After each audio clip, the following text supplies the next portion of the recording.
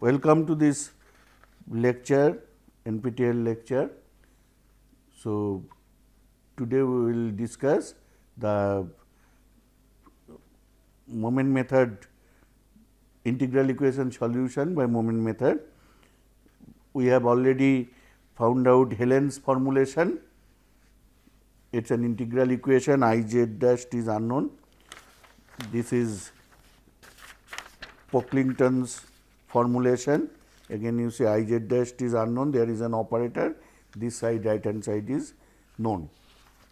So, we can say both of these or any of these thing, any of these integral equations, a class of integral equations can be written as f g is equal to h, where f is a known linear operator, in our case integral operator. That integration is an operation, that is a linear operation. So, f is a linear operator, it is a known linear operator. H is a known excitation function, in our case it is the whether we give spark gap excitation or any other fit type of thing. So, excitation is known, the response is G, this is on a structure, but this is unknown.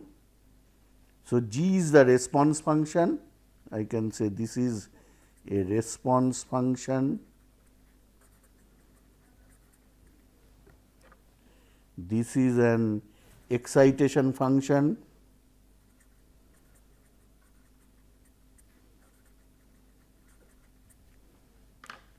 now I can say this is known, this is unknown, and what is this? This is an operator,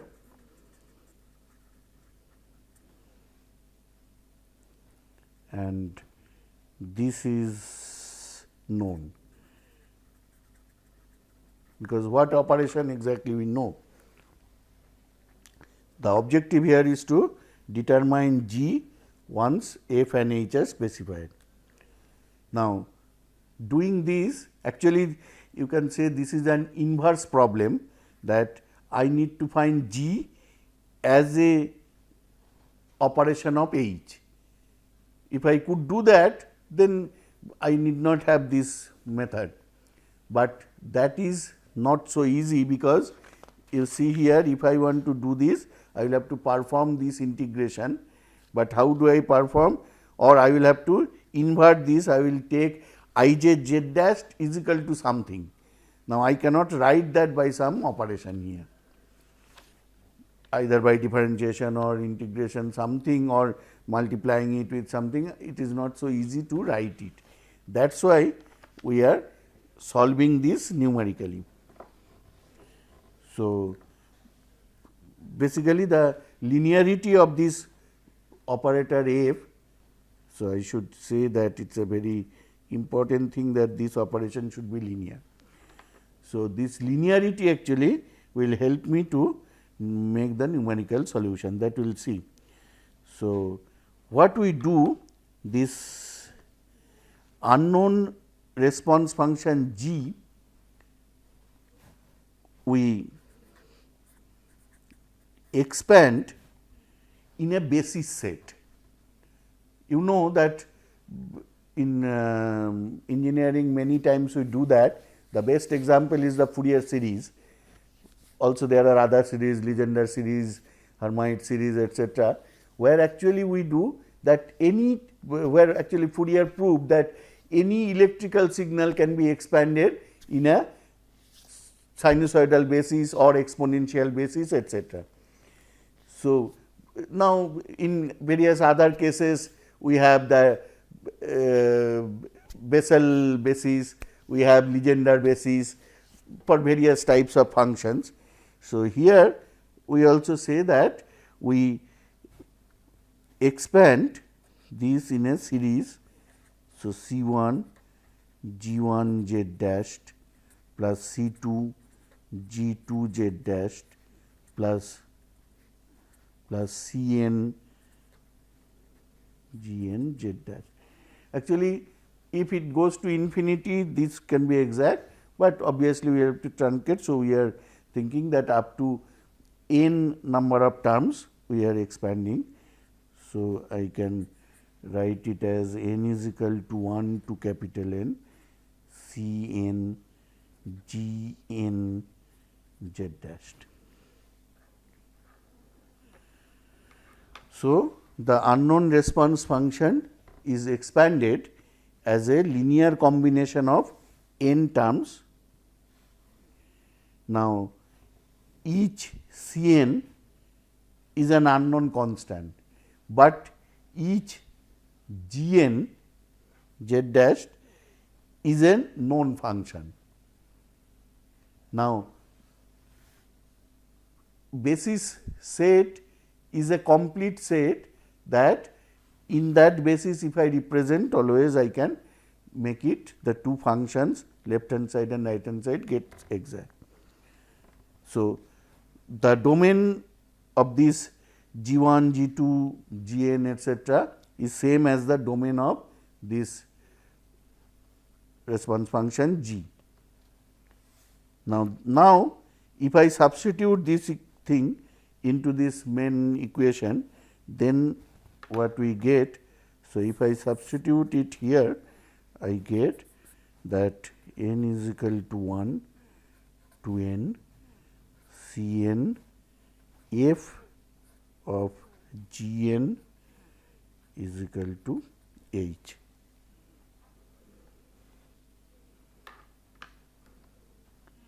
This g n is chosen, this choice is with you, so that this f g n can be evaluated conveniently, preferably in closed form, if not at least numerically that should be easily evaluated. So, once that is there, that means now this unknown has been boiled down to that I have n number of capital N number of unknown constant C n which needs to be determined. But the problem is you see that we have created that there was only one function which needs to be found out. Now, we have said okay, this operator with the help of that we have expanded it here, but we have created n unknowns, but we have only one equation. So, that we now need to change. So, before going there, let us talk a bit about these basis functions g 1 z dash, g 2 z dash, g n z dash. They are called how to choose this basis function. These are called basis function. That means, the expansion is made in terms of this basis function. So, basis function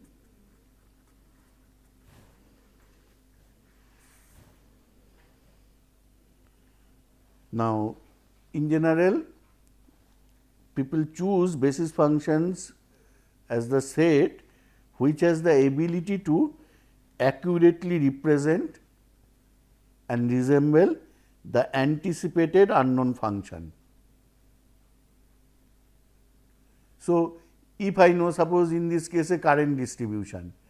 So, you see that we have an idea a priori that okay, I can have a in a dipole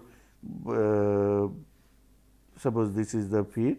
So, something it will be high here. So, some sort of exponential. So, it can be various cos, cosine, various orders of cosine functions or various orders of sine function or combination of both etcetera. Suppose in a rectangular waveguide I want the field distribution. I know that at the ends there are metals. So, there will be the field should go there 0. So, again there we take cosine functions etcetera etcetera. But it may also so happen that I do not have that a priori information. So, these two cases can be treated separately. So, actually there are two types of basis functions. One is that called subdomain basis function, another is called entire domain function.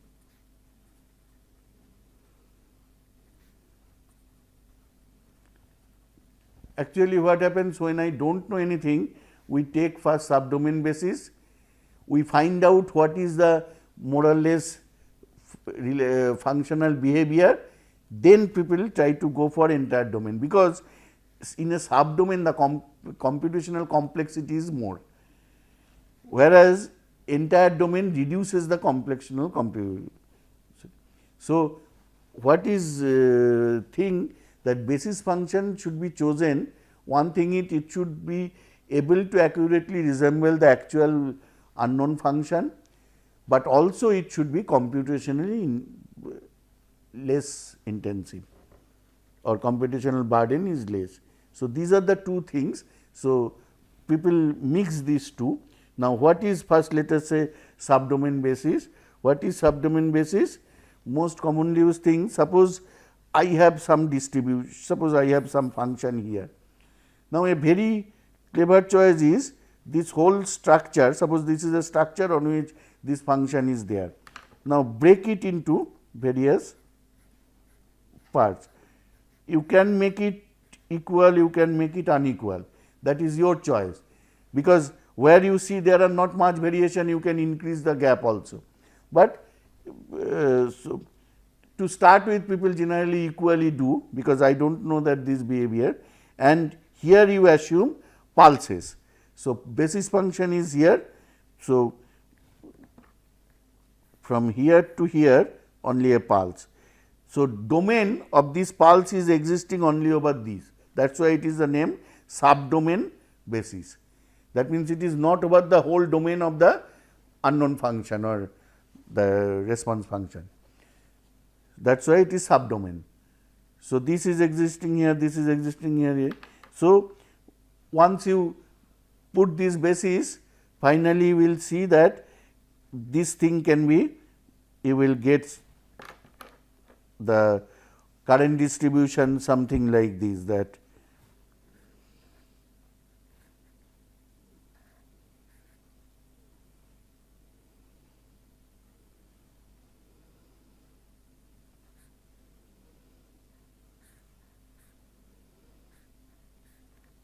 something like this you will get. So, if you add the midpoints, you get more or less that shape you can come. Okay. So, this is one choice. Also people choose piecewise linear. So, piecewise linear means something like this. So, that means over 2, actually piecewise linear basis function is this. Now, this is a good thing, actually piecewise linear means over 2 adjacent domains it has overlapping. 2 or 3 people make that from a 1, so that you get a good feel that how the at the intersection point how they are behaving, and this is called also triangle function. Also it is very easy to map any surface with triangle functions, you do not put any gaps, etc. Okay. So, this is about subdomain. Now, entire domain we already saw that, suppose one example of a entire domain, as I said, the sinusoidal. So, in our case maybe in entire domain we can say that, suppose I take that cos 2n minus 1 pi z dashed by L minus L by 2 to z dash to L by 2. So, this is the cosine, but it is at different n. So, this is an example of an entire domain function, that if I know that typically it is cosine, then people do that, but that comes with experience, etc. So, that is all about this basis functions. Now, the question is that what the question I said here, that I have created that one equation, but I have made unknowns I have created to be n numbers, capital N number of unknowns. So, how to solve that? The recourse is, let us solve this or enforce this condition. Let us take capital N number of boundary conditions. So, that means this thing, this is an, for our case it is an that equation. Now, let us enforce that equation on n number of points. So, boundary condition will be n. So, to do that, what people do, there is a thing. Actually, you see, the moment I am saying that I will solve it on capital N number, that means obviously at all the points I am not enforcing it. So, there will be some errors, because at other points it is not enforced. So, there will be errors. Now, our idea is that can we make this error, the average of this error go to 0 over the whole structure. So, that is why we need to take a moment. You see, moment was, you have come across this term, that first moment, second moment, when that I have a distribution, discrete distribution, suppose your mean. So, I am taking that what is the first moment means the first time of average, then the second moment, then I am having a square type of average, like that higher order things. So, here also we take a inner product, it is something like the moment. So, inner product is formed. Now, what is inner product? There are definitions, but suppose I have a g function, already I have seen that g function. I will also have, so g function is expanded with a basis function.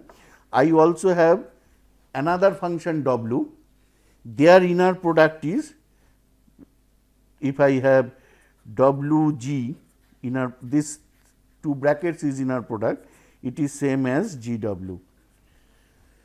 Then there will be a f plus b g w, so linearity sort of thing, a f w plus b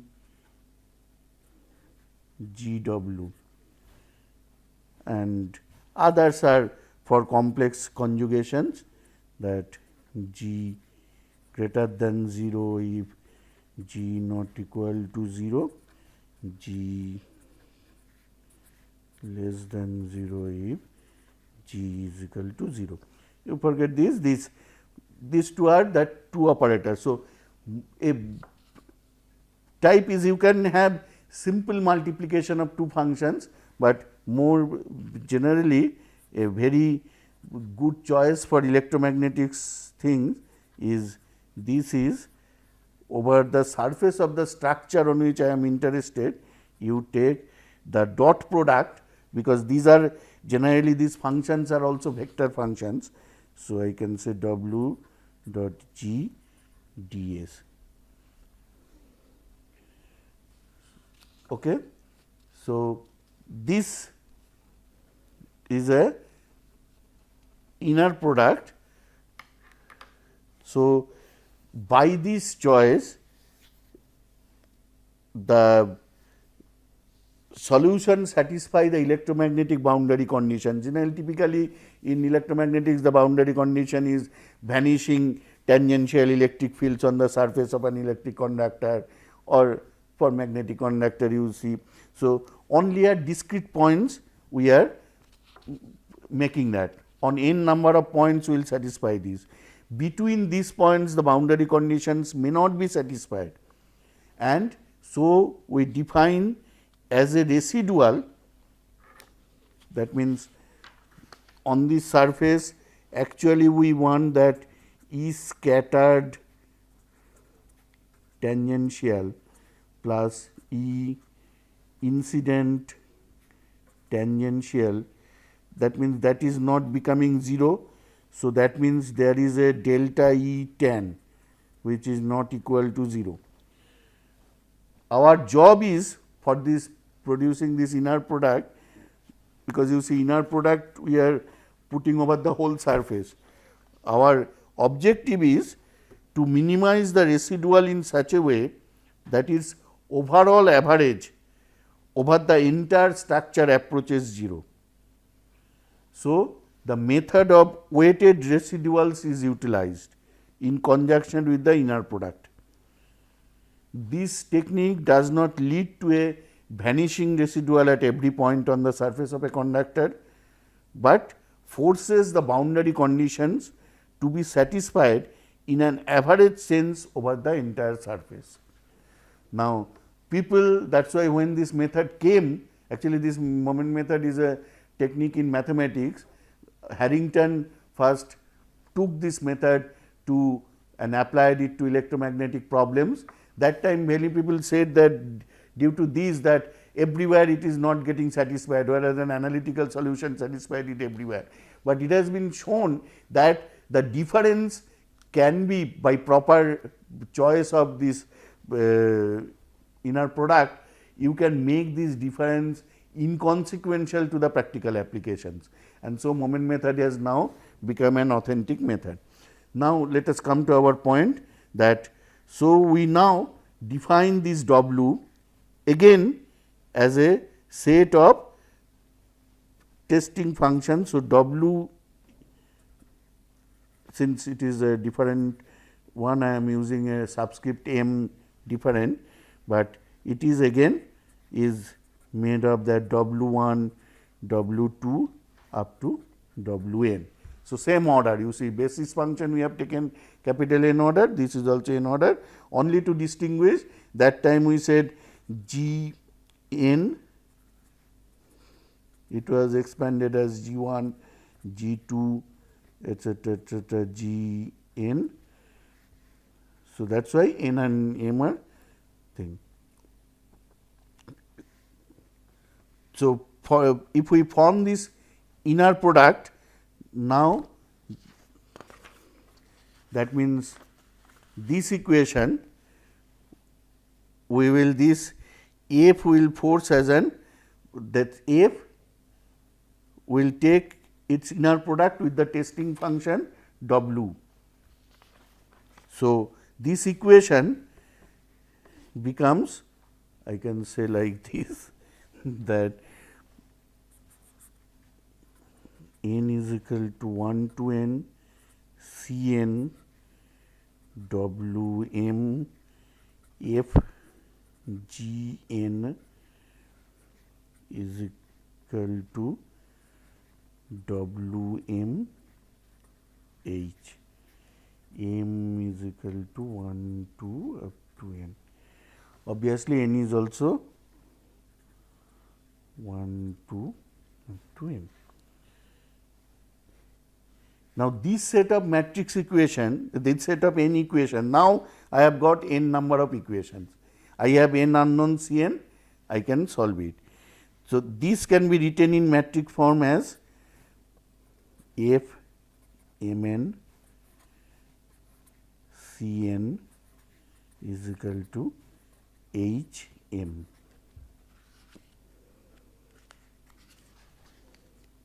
Where what is F m n?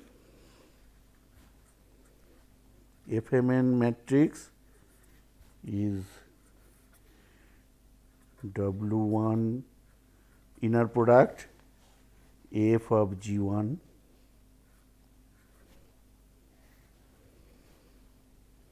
or next one you can write also W 1 F G 2, here next one I can W 2 F of G 1, that was very W 2 F of G 2, etc.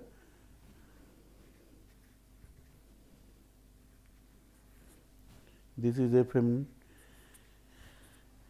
Cn is Cn, no problem, C1, C2, Cn, and Hm is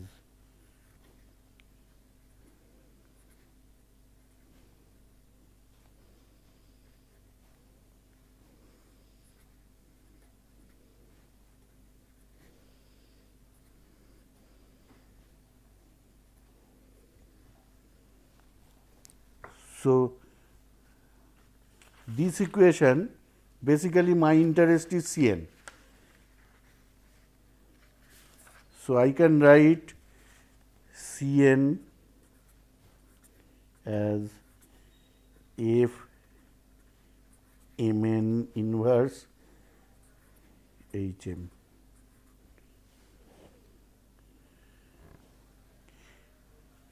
Okay. So, this can be computed, and once I know Cn, I know the integral equation can be solved. Now, here the question is how to choose the weight. This W is called weighting function or testing function. Now, the choice of weighting function should be such that the elements of Wn must be linearly independent, so that the n equations that we have formed are linearly independent. Also, it will be advantageous to choose weighting functions that minimize the computational burden. Now, think the same was true for the basis functions also. Basis functions always are linearly independent set, and also I said that basis function should be chosen to have computational thing. So, the motivation or the guideline for choosing the basis function and weighting function, they are same. So, a very standard procedure is called Galerkin procedure, where we take the weighting function same as the basis function. This is called Galerkin's procedure.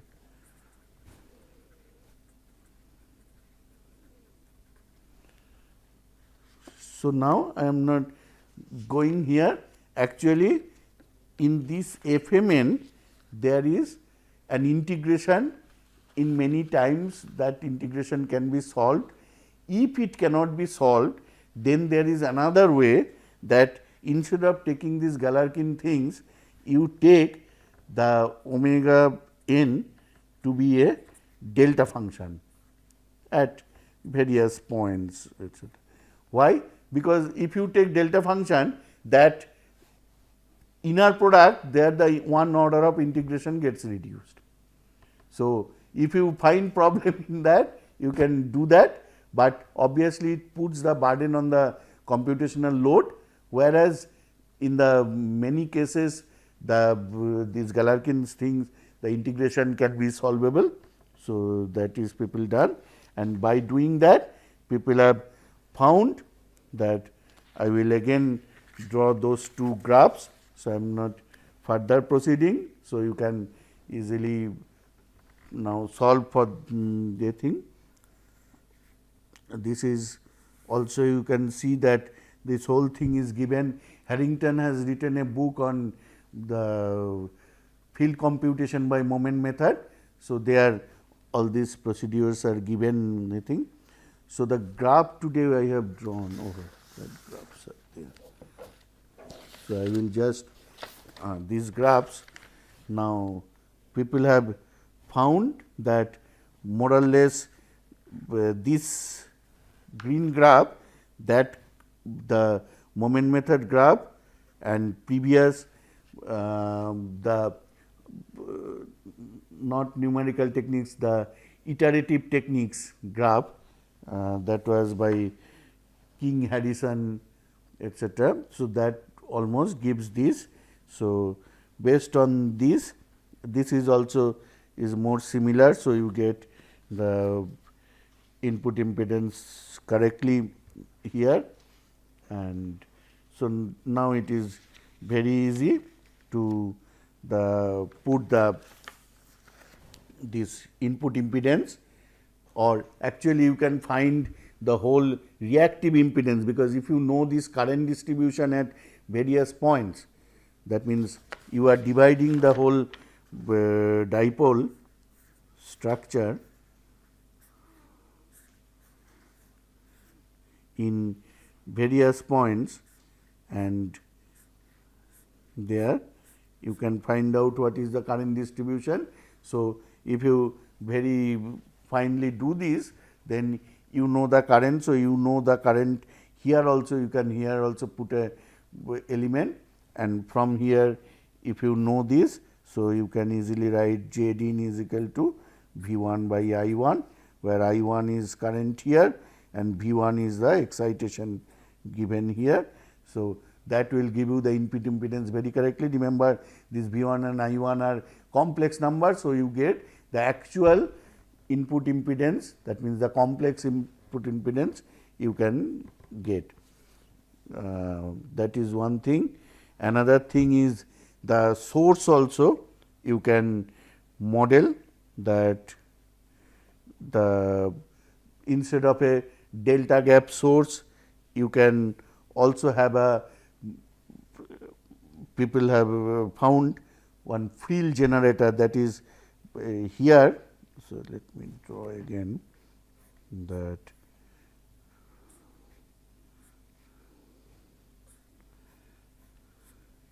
So, if I have a field here, people have found that an equivalent magnetic current like this, that will be also that is called field. So, field generator, this is called, this is a magnetic current. So, by that also you can model the source magnetic ring current. Actually, you have a ring magnetic current, thus the electric field required can be found using any of these models. The field generator usually gives better results, particularly for impedances. And actually, the delta gap, instead of delta gap in this model, the is narrow strips of equivalent magnetic current density. So, you have this, then you have another strip, another strip. So, by that the delta gap can be more easily I think. Actually, the field generator model was introduced to calculate the near zone or far zone. Both fields can be done with the same formulation from coaxial apertures. So, this shows that in modern days, the actually this 20-30 years back, this type of things came, and actually with you can say roughly in mid 80s these things started, and now these things, all the things were revisited with this moment method thing. So, current distribution both for wire antennas or aperture antennas, moment methods were used and found out. Similarly, various discontinuity diaphragm near that various fields, then wall thickness of various things, waveguide things. Previously, wall thickness was not considered, but now wall thickness was accounted for. Slot radiation, slot thickness, all those are now accounted for by this moment method thing, because by this you get accurate current distribution and from that impedance. So, ultimately you get all the informations that are given by the field analysis, analytic analysis, but now almost any type of antenna can be analyzed with this. Thank you.